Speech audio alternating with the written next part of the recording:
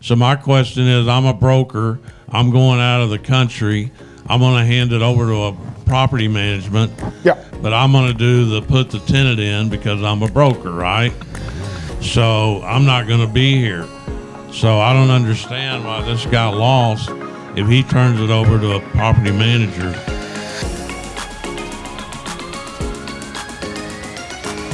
It's because the property manager sued in his own name as though he were the party entitled to relief.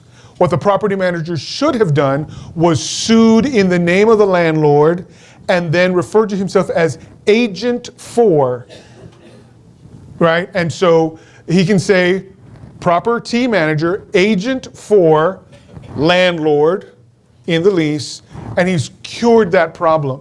Instead, he stepped in and said, this is my place, this is my contract. That's technically not true.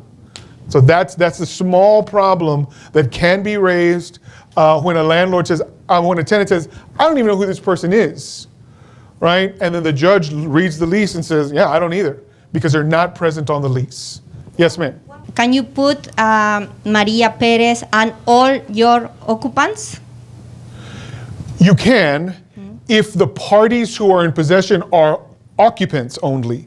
If they are tenants, they must be named. Oh, yeah. So if you have Maria and Joe and Arthur, all three have to be named if they signed the lease and they are still in possession. Just one and all others doesn't do it. It does if it's Maria and 3 children. Yeah. Okay. Right? They are occupants. They didn't sign the lease. They're minors. Yeah. So it would work there. It would not work if there are other tenants who signed the lease and are still in possession. What if this dog is not on the lease? Is that breaking the lease? And what?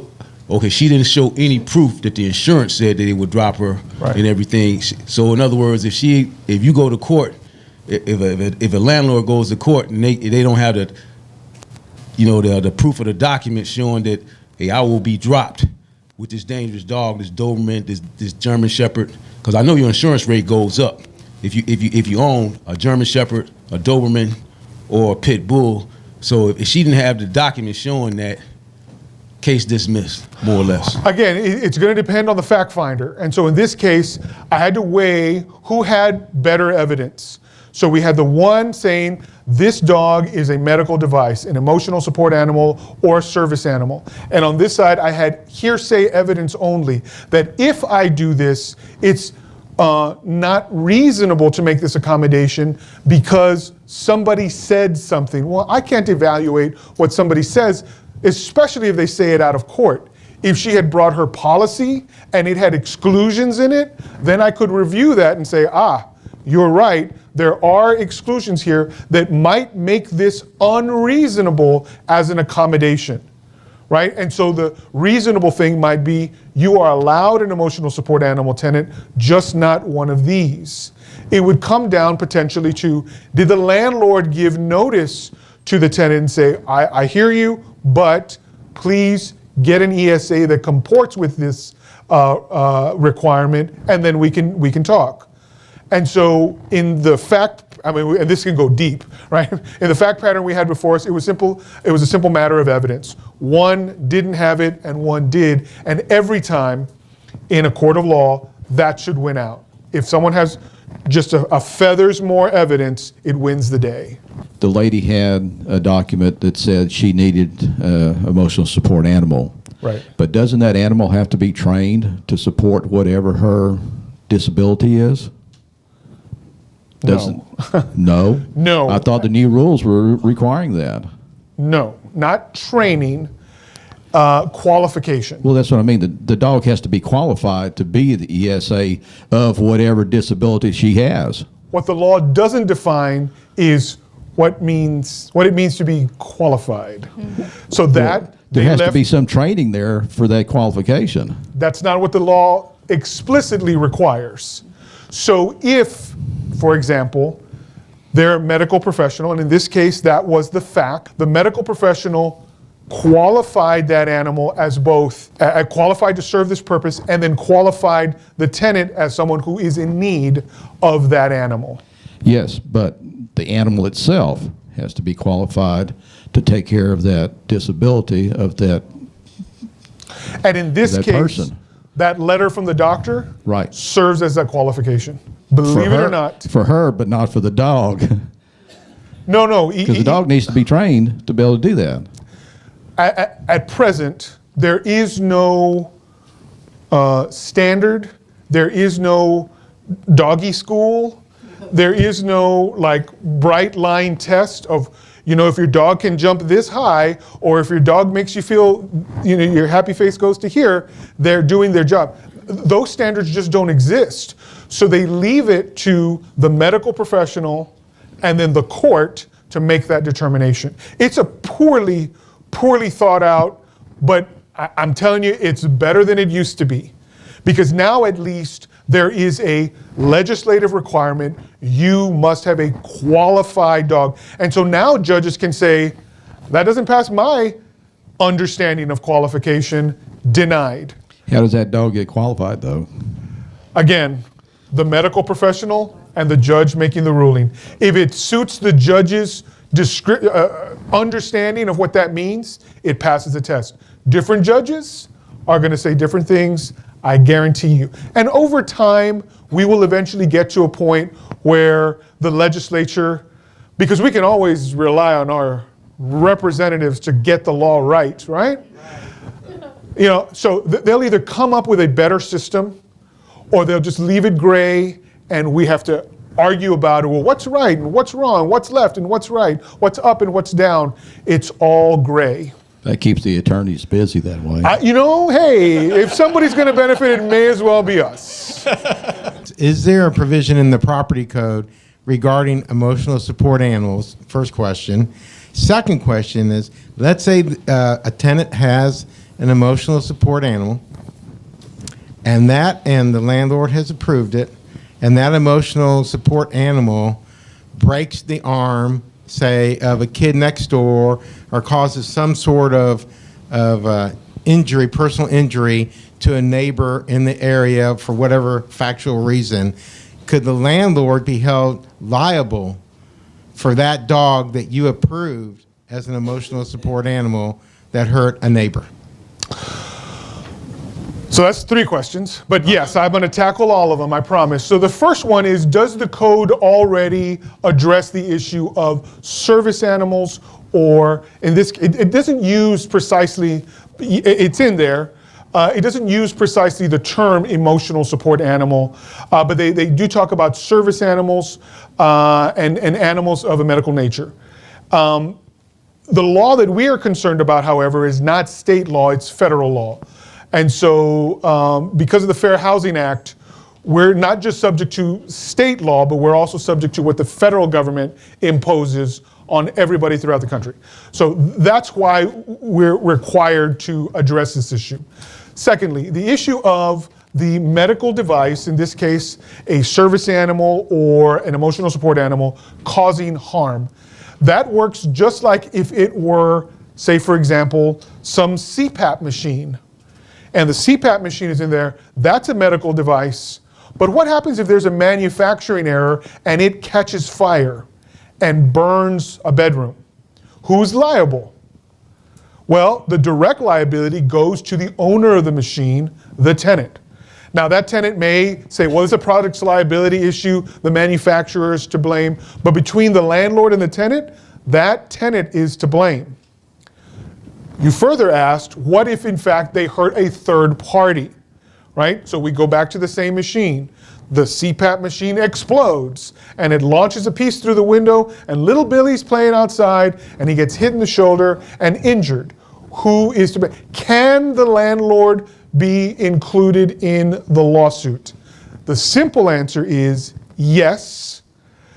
However, the landlord should be protected in multiple ways. One is by the lease that should have an indemnity clause which says, hey, if somebody gets injured because of your use of the property, you agree to defend me from their claims, tenant. The second is insurance. So hopefully the tenant has renter's insurance that might cover a claim like this, and definitely the landlord should be insured to cover a claim just like this. So ultimately, will the landlord be sued? It's hard to say. Generally speaking, personal injury attorneys, I'm not one of them, but personal injury attorneys like going after everybody. So they scatter, shoot, and just said, anybody who's remotely involved, I'm going to sue. And so that's how these lawsuits get handled. But the protections for the landlord are your lease and your insurance. We had a tenant that they start to planting marijuana and all the thing. But when I asked the police say it's better to go to eviction because if you go through the police, it's a longer process. So we filed. Fortunately, we could file the eviction and it was a shorter period. But other about the dogs, for example. When you say your contract is your protection about the dogs, that is in the TREC lease contract, is that clause or no? Well, to clarify, by TREC, you mean the Texas Realtors or Texas Association of Realtors lease, because TREC doesn't produce a lease. The Texas Real Estate Commission doesn't produce a lease. But Texas Realtors and Texas Association of Realtors and the law office of Ernie Garcia all produce leases, and they sell those leases to landlords who are out there, right? So your question is, does that lease specifically address pets? Yes. In the position that you say, if your tenant pets beat or damage other person. So I don't know that it goes so specific, but generally, definitely there is an indemnity clause in that lease. There's an indemnity clause in my lease that talks about all sorts of harms. You don't want to limit it to just dog bites. But if you have a pet addendum, it will likely address the issue of harm caused by the pet. Okay. Yes. Okay. The other question, for example, in the pet assistant animal. For example, if I have a tenant that 1 year lease, and in June she say she accept no pets, but she got a service animal. She need to notify, correct? What if she didn't notify? She does not need to notify you, no. No? No. So it would be like her getting a nebulizer, or to check her blood pressure. It is a medical device. It doesn't require your permission or your notice. Now, if you find it, you may say, wait a minute, I don't remember this animal being here. I'm going to require that you send, as a reasonable measure, evidence that because your disability is not open and obvious. And now we're kind of getting into the weeds here. If, for example, it was a blind person who became blind while in the middle of the tenancy, and now they have a seeing eye dog, you don't need to ask. Of course. I mean, it's obvious. It's open and obvious. But if it's somebody who experienced trauma, which you cannot see outwardly, and now they require an emotional support animal, and now they have that animal, it's fair for you to ask when it is not open and not obvious, can I see some medical justification for the need for this ESA? And if they never produce it, now you can deem that they have violated your lease by having an animal there without authority. If they do produce it, it all goes away instantaneously. We had a tenant that no pet allowed, and we find out that she has a pet. So after other causes, we evicted her. But in the next tenant, we just put, as a requirement, and to avoid any misunderstanding, we will put a camera outside, going to the driveway, and also the lease says no pet, and also is a house of the rules where they agreed to have no pet. So through the checking in the camera, we find out that they have a pet. So we screenshot and we say you have a pet, so you have a. That is legal or not? Is allowed it? To take pictures? Yeah, to put the camera to the driveway. Absolutely. Okay. You can protect your property in all sorts of ways. And so you can, it's perfectly legal for your neighbors to walk past your yard and look into your yard, right? And so people don't have an expectation of privacy on the outside of the house. The fence is a little bit different, but you have every right to look inside your own fence because it's your fence. Where you wouldn't have the right is on the inside of the house. They have exclusive possession to the inside of the house, and so that would cross a line. But the outside, the perimeter of the house, you could put 100 cameras if you wanted, right? And that would be perfectly legal. Now, how you use that information could be used in a retaliatory way, so don't overdo it. Yeah. But certainly, No, but it showed, for example, it helped us because the lease, it was for 3 person, and then we find out we was 9 person. So say here we have the proof that more people is living in the house, so many things that it helped for us. yeah, Thank you very much. No more. you're very welcome. My question is about abandoned animals. If a tenant starts feeding abandoned animals on the property, can the tenant be held responsible for the animals?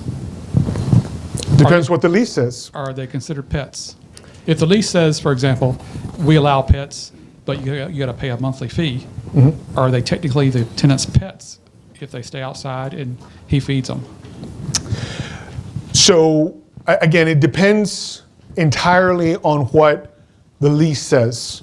A good lease will say you are prohibited, without written permission from the landlord, for allowing an animal on the premises even temporarily, which encapsulates the stray cat scenario. You are prohibited from having an animal on the premises even temporarily without written permission from the landlord. So in that situation, if you got them on the camera, it's like, you're feeding the neighborhood cats, that violates your lease. Please stop it. I would recommend that you issue a written notice of default and say this is a practice that must stop. If they don't stop, you send them another one. And if they don't stop, you send them another one. And if it gets to the point where you think, she's never going to do this, she's never going to stop, I have to evict because it's causing X or Y or Z problem to my property. One thing that I wanted to mention super quick, because a lot of you brought up leases and pets. So one of the best ways to defend yourself and protect your investment and your property is actually to have a good lease, right? So that prevents going to court, that prevents a lot of these miscommunications, and if is it a stray animal or is it actually a pet. So we offer that. If you guys want us to review your lease, we charge a few $100s, but it literally can save you thousands. So if you haven't had your lease reviewed for a while by a professional, this is something we can do. Just reach out to us and we'll take care of that for you. Okay? Gordon? Yes, sir. When would you pursue an eviction if you have a tenant that's kind of slow walking the payment and also late fees? Well, the eviction is part of it, but my rule of thumb for landlords is 7 days. If you have not received 100% of all fees and rent within 7 days of the due date, send a notice to vacate. And the reason it's important not to wait longer than a week is because once you do, it will inevitably have a bearing on the following month. And already you're in the danger zone. And so by sending the notice to vacate after 7 days, you get ahead of the game. For the tenant who is like, oh my gosh, total oversight, I am so sorry. Here are all of the fees that I owe you and the entire amount of rent. This will never, ever happen again. I am so sorry. You can make the judgment at that point as to whether or not this is a legitimate one-time, slip up. Okay, no problem. But if it happens again, I will proceed with the eviction. Or, come on, Joe, you've told me this 4 times already and we're 5 months in the lease. I can't keep doing this. And so I'm going to go ahead and follow through and file that eviction. So it's a matter of what you're willing to stomach.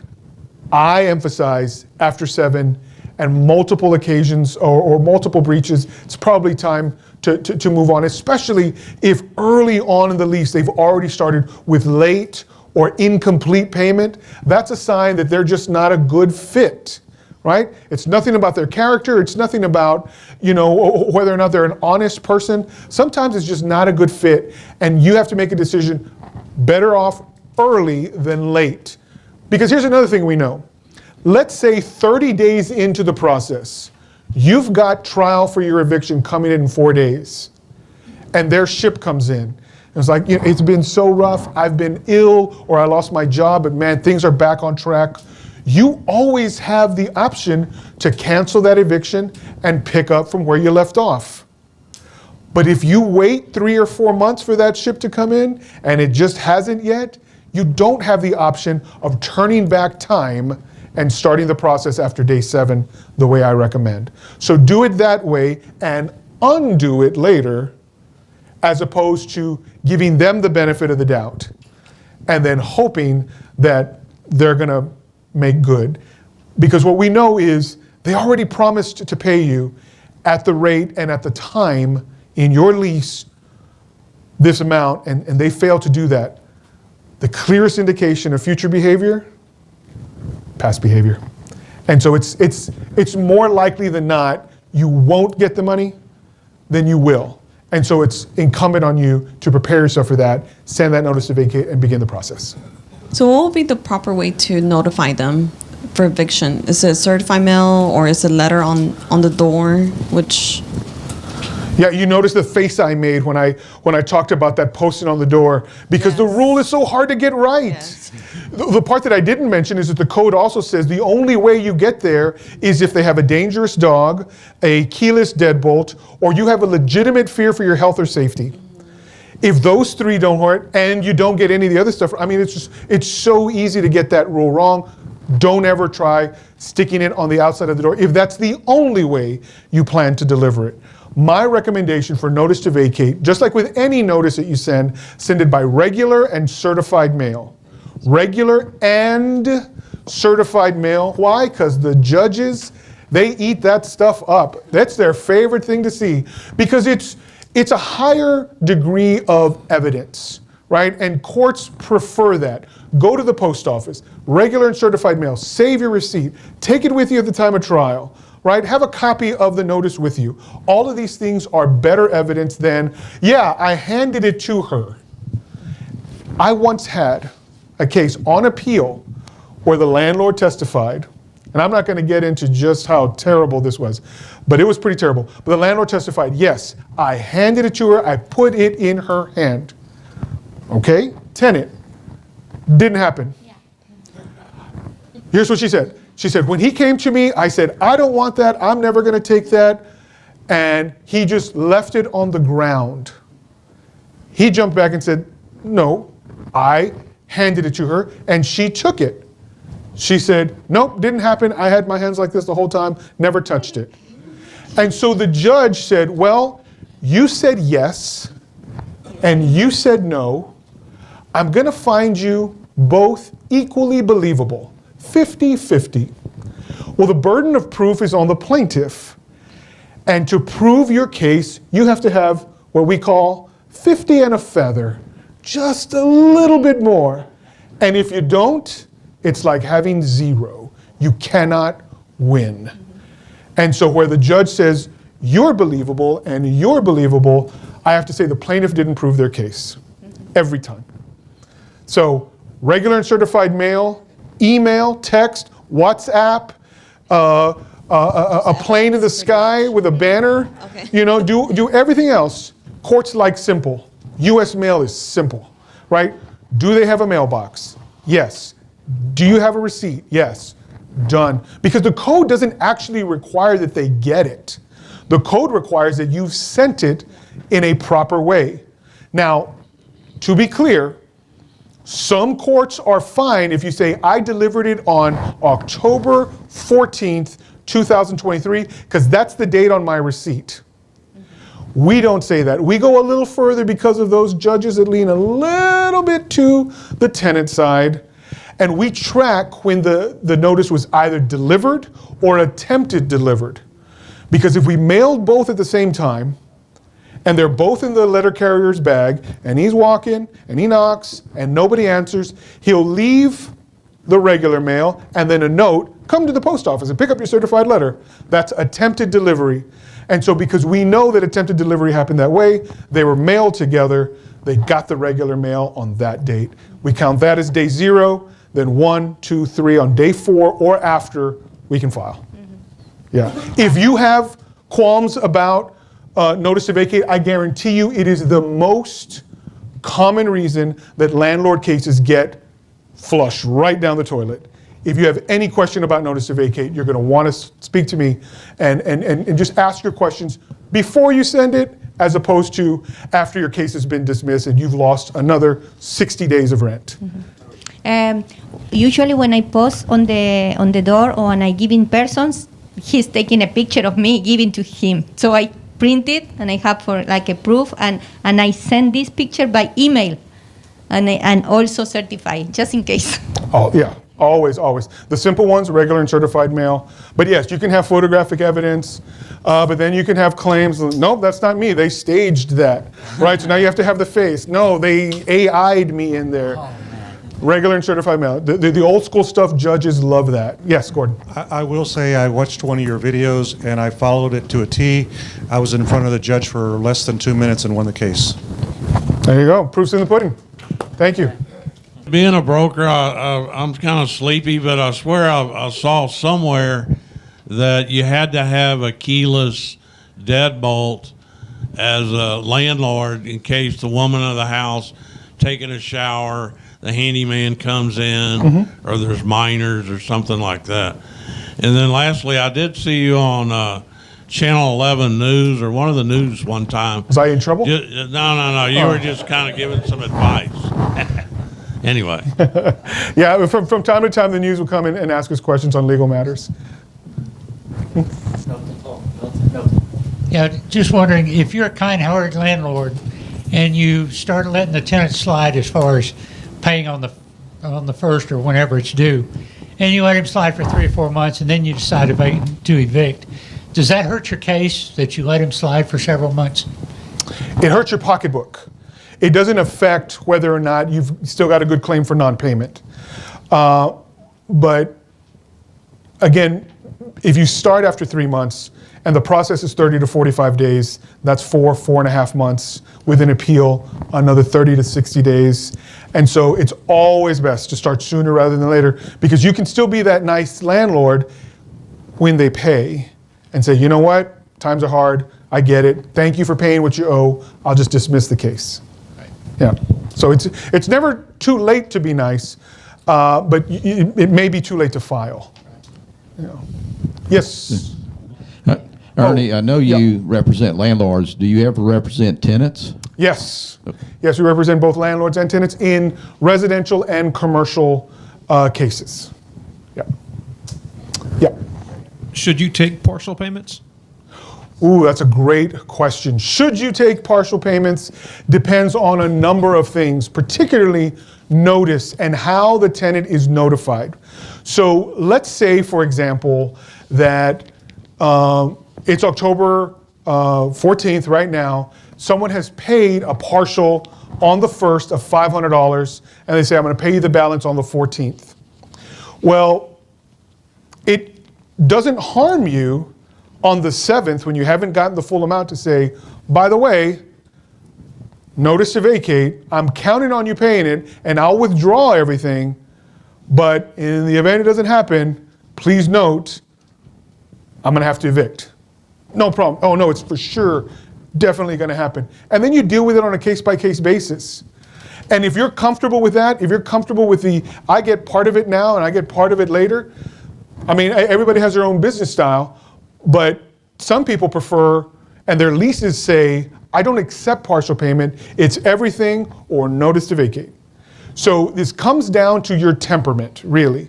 But I still recommend strongly that you issue that notice to vacate just in case things go haywire and that second balance payment never comes in. Ernie, can you talk a little bit about collection of late fees in terms of collecting it when they're a little bit delinquent, like you're saying, 3 or 4 months, and they say, oh, I want to pay you some money, and going back towards late fees versus getting it in court? Yes. So the only court where you can get that is the general civil court. You cannot get late fees in eviction court. It never comes up because it's not legal to get late fees in eviction court. Just like you can't get damages to property, just like you can't get issues with security deposits or pet fees or utility payments. The only thing in eviction court is unpaid rent, court costs, and attorney's fees. So in terms of collecting, one of my favorite clauses in my lease and in many good leases is what's called an application of funds clause. What the application of funds clause says is no matter what you write on your payment, I can apply it to anything you owe. So even if the tenant on October 1st said, this payment is for rent only, 100% rent, don't apply it to anything else or I will come after you. Exclamation point, exclamation point, exclamation point. And they turn in and you take that check and you're like, I'm gonna go ahead and cash this. Now you owed $550 in late fees from last month and a broken window that I sent you a bill for, and this illegal pet that you had. I'm gonna clear all that out first, and then the balance of this payment goes toward your rent. Here, by the way, is a notice of non-payment of rent because I cleared out all the fees. Thank you, by the way, for the payment on those fees. I cleared out all those fees and only a rent balance now remains so that you can go to the court and say, notice to vacate for non-payment of rent in this amount. And he may argue, Your Honor, I have a copy of the check. He was not allowed to apply this to anything. To which you respond, well, I got a copy of my lease, and here it says I am, and that's your signature, right? You allowed me. So the fact of an application of funds clause is your best friend, but you have to use it. I see landlords come in sometimes, and they're like, Ernie, I've been dealing with this terrible tenant since 2019. Let me show you the ledger. January 2019, unpaid late fees. March, unpaid late fees. October, unpaid late fees, and on and on and on. And they come and say, he currently owes $15,000 just in late fees. I say, well, he's paid them. You just didn't tally them up properly. Your ledger is a mess because, and I showed this demonstration before with a bucket of water, right? His ledger is like a bucket of water that works on magic. You put a little bit in, and then there's an air gap. And you put a little bit in, and there's another air gap. How is he doing this? How are there gaps in that bucket, right? It's magic, right? We know in reality, you put water in a bucket, and it just fills from the bottom up. Every new penny that goes into the bucket just fills up the old debt first. And that's the way our ledgers should operate. Every dollar that comes in should fill old debt first. And so sure, you might have $15,000 of unpaid late fees, but the truth is you've already collected those, you just didn't account for them well. And now you're doing without for all this rent when you could have solved this problem literally years ago. And courts don't like these arguments. Plus, there's also the argument that every year you renewed, you kind of waived those things. There's a doctrine called the doctrine of latches that says, look, if you sit on your hands for long enough, you don't care about these claims. And so we, the court, are not going to award them to you. If you don't care about them, neither do we. Let's talk about what right now says. And so to avoid these situations, use that application of funds clause to its max, apply everything to the oldest debt first, and immediately, when you get a payment like this, send notice of a deficiency if one exists. Your tenant may be shocked, but again, you point to the section in the lease that mentions it, and you're going to do just fine. If they fight you on it, say, no problem. I know somebody who can resolve this. It's the court in an eviction matter because you didn't actually pay your rent. Well, when you get a foreclosed property and then you have to wait for a redemption period, right? And when that happens, and you have to do the eviction of the previous owner. When that happens, and you get in favor, the trial you get in favor, and then that day of the eviction, you find out there's a tenant on it. Mm-hmm. Do you have to run another eviction, or could it be done before? I'm going to answer. You have two questions in there. I'm going to address them in a slightly different way than you asked. Mm-hmm. First, let's presume that you have purchased a property from a foreclosure sale. Mm-hmm. And you said, because this is specifically a tax property where they have a right of redemption, or an HOA property where there's a right of redemption. There are two different redemption periods. One's 2 years, one's 6 months. The question is, do you have to wait until the redemption period is over before you can act? And the short answer is no. You can act right now. You can send a notice to vacate and say, I want you out because I want to start making money on this right now, because you are currently the holder of title. Now, someone who genuinely intends to redeem will get on the ball and pay that redemption, right? Because that's what you're insuring against, that they're going to exercise their right. So whoever is going to do it is going to do it, and they're going to come up with the money and they're going to pay it. Right. But the ones who never were, why wait out the 6 months? Why wait out the 24 months? Take possession now, especially if it turns out they have a tenant, right? Because they have no intention of holding onto that property. Why are you going to lag? Now, again, you may want to seek out legal counsel to make sure the facts line up and that this is appropriate for you, but it's definitely an option. Once you become the title holder, you can get rid of whoever's there and exercise possession. Now, if the foreclosed party has a tenant in place, that tenant is actually entitled to a 30-day notice to vacate, right? Because they theoretically have no fault in the issue that led to the foreclosure and no real bearing on the foreclosure unless they hadn't made their payment. So they're entitled to a 30-day notice to vacate if they can prove that they have in fact paid that month's rent. You can go through the rigmarole of trying to get that from them. You're probably not going to get anything from them. They're probably going to clam up because who is this guy? They didn't even know their landlord was having financial difficulty. So I would just start off with everybody gets a 30-day notice to vacate, so you sidestep that issue. If it's the owner themselves and they mean to redeem, they're probably going to set that in motion. If it's a tenant, hopefully they pack up. Otherwise, you can evict that tenant. If I got legal help, like a lawyer like you, and he's not... There are no lawyers like me.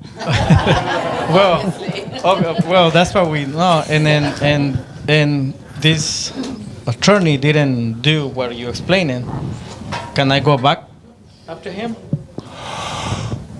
That's a sensitive question. Because it's already over a year trying to get a property back because waiting on the attorney. So a couple of things. If you are currently represented by counsel, I can't comment on your case. Okay. The state bar prohibits me from doing that.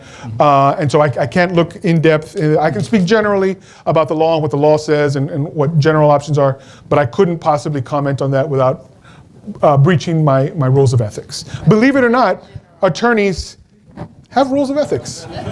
Okay. Did you have anything else? Well, you already answered my part. Still a little bit. Yeah. In general, if, let's say you have the 30 days and the judge gives them 90 days to move out, and then... now, did this actually happen, or you're presuming this happens? I'm presuming. That does not happen in the law. I mean, the court doesn't even have plenary power for 90 days. Well, it's 90 days, and then... By default, the Justice Court has 6 days of power. Okay. Yeah. Something's really wrong. I can't comment on the specifics of your case and where it stands, because different judges have different authority and different courts have different authority. Actually, this question was asked earlier. How did they get a right to appeal? Every eviction matter, in fact, every judgment that comes out of the justice of the peace can be appealed with or without a defense. You can have the best defense or the worst defense. You're entitled to an appeal as a matter of law. And you get what's called a trial de novo in front of the county court, which means you got to present the whole thing as though nothing had ever happened in the justice court. What that also means is that if you had a tenant who you won a judgment for, who appealed, and then they moved out, and you didn't follow that case to the appeal court, you didn't get a new judgment, you just let it dismiss, that judgment is gone. It no longer exists. So if they appealed and it was not won a second time, that judgment has evaporated. It is no longer real. Well, give them a hand. How was that? Was that a lot of info? Thank you very much.